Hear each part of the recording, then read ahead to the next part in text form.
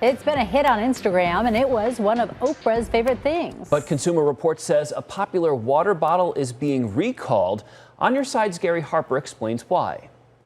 Once one of Oprah's favorite things, Bindle is voluntarily recalling its Sip and Stash water bottle after Consumer Reports tests found alarmingly high levels of lead in the bottle's bottom storage compartment, levels that are over 1,000 times the amount allowed in many consumer products. In the Bindle bottle's bottom storage compartment, there's a spot of lead solder that's sealing the different parts of the bottle together. So anything that you put into the storage compartment can potentially become contaminated with lead.